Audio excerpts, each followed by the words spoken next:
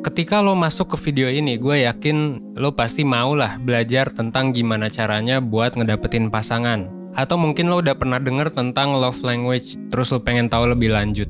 Tapi banyak orang yang bingung sebenarnya, cara mulainya dari mana sih? Emang apa sih yang perlu dilakuin? Nah, makanya di satu video sebelum tidur kali ini, gue bakal ngejawab pertanyaan lo pakai teori love language dari Gary Chapman.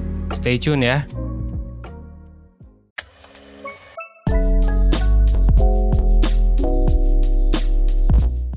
Nah, siapa di sini yang udah pernah nyoba tes love language? Kalau belum pernah nyoba, saran gue lu langsung ke website 1% gitu ya, atau lu cari tes love language aja sih, nanti juga bakal muncul kok 1%.net ya di Google, terus lu kerjain.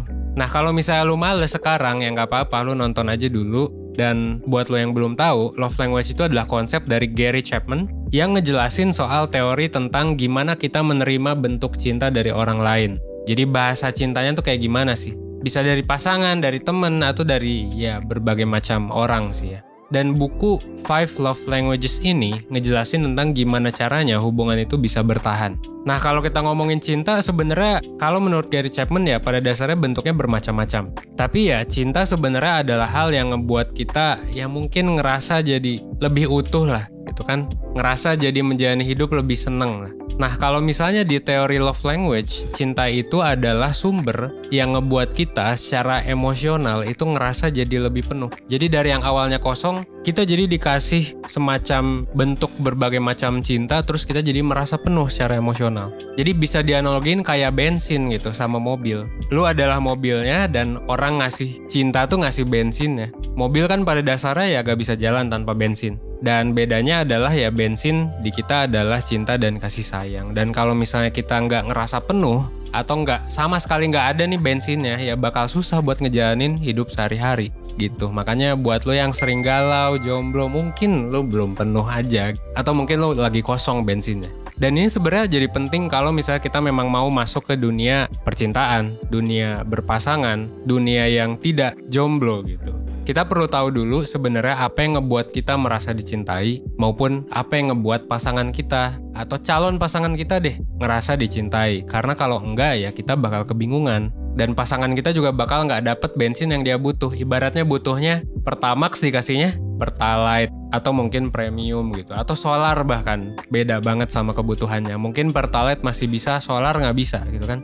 Setiap orang itu punya cara yang berbeda buat mengekspresikan rasa cinta mereka, dan love language adalah salah satu cara buat kita tahu gimana orang lain melakukannya dan ya gimana preferensi mereka. Ketika kita udah tahu dan paham, ini bakal memudahkan kita buat ngebangun hubungan yang jauh lebih berkualitas. Buat lo yang mau memulai, lo sebenarnya bisa ikut ya tes kita yang tadi di 1%.net. Tapi kalau gue saranin lo juga explore diri lo biar lo bisa mengenai love language lo lebih dalam.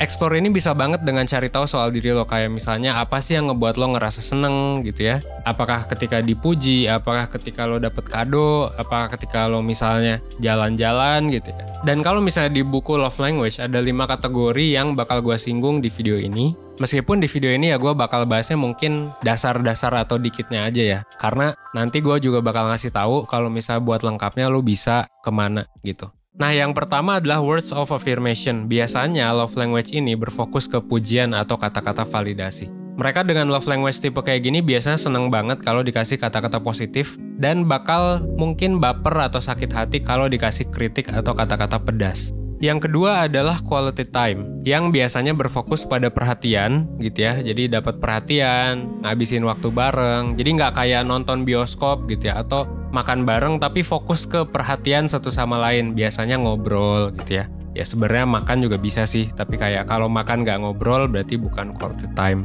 Dan biasanya aktivitas yang biasanya dilakuin bareng-bareng sambil ngobrol gitu.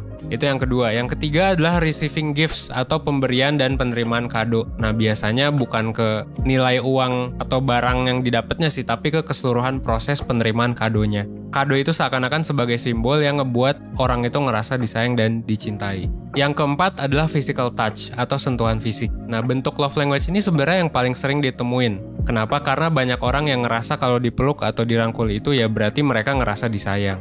Dan terakhir adalah acts of service, di mana fokusnya adalah secara sadar ngebantu orang lain atau pasangan biar pekerjaan mereka jadi lebih mudah. Misalnya ngebantu dibawain tas, ngebantu nyiapin sarapan, dan lain sebagainya.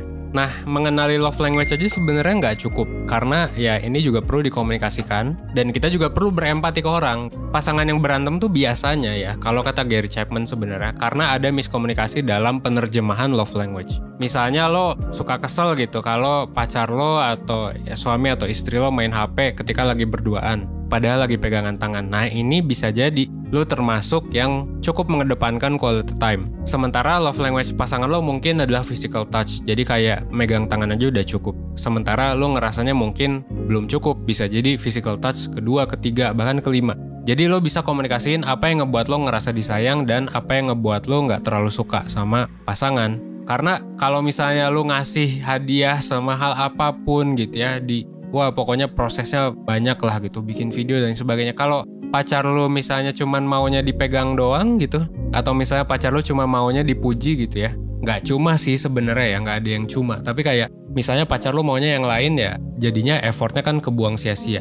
Meskipun ini namanya preferensi. Kayak orang yang gak suka gift, bisa aja ketika dikasih dari orang tersayang ya bakal tetap suka. Tapi kayak bayangin kalau kita bisa cocok banget gitu. Love language kita sama pasangan, dan yang kita kasih juga cocok, yang kita dapat juga cocok. Jadi kayak kita perlu banget buat ngedengerin, perlu banget buat empati ketika pasangan kita mengkomunikasikan apa yang mereka mau. Karena sebenarnya hubungan itu kuncinya ada di saling berkomunikasi dan saling memahami. Tanpa keduanya, meskipun masing-masing punya pemahaman yang kuat, kalau komunikasinya kurang, kalau saling memahaminya kurang gitu ya, meskipun lu udah tahu nih ada love language, ya susah kalau misalnya lu nggak komunikasi. Nah, that's why buat lo yang masih punya masalah buat mengkomunikasikan hal itu, atau lo ngerasa lo susah deket sama orang, atau lo ngerasa kayak kok susah banget dapet pacar gitu ya, kok lo jomblo terus gitu. Saran gue lo bisa ikut webinar 1% yang judulnya adalah Cara Ampuh Mencari Pacar. Nah, di sini bakal ada mentor dari 1% gitu ya yang bakal jadi pembicaranya. Dan di sana lo bakal dapat penjelasan buat gimana caranya bisa ngedapetin pasangan yang sesuai sama diri lo, gimana biar lo pede pas PDKT, gimana biar lo nyelesain konflik di dalam hubungan, dan pastinya versi panjang dari pembahasan soal love language ini. So, kalau misalnya lo tertarik, langsung aja klik link di description box atau langsung aja ke 1%.net buat cari tahu layanan yang paling cocok yang bisa nyelesain masalah lo. Gua harap ya lo inget aja bahwa ya kita 1%, gua juga di sini akan selalu ada buat ngebantu lo untuk nyelesain masalah yang lo alami. Tapi ya lo juga perlu usaha satu.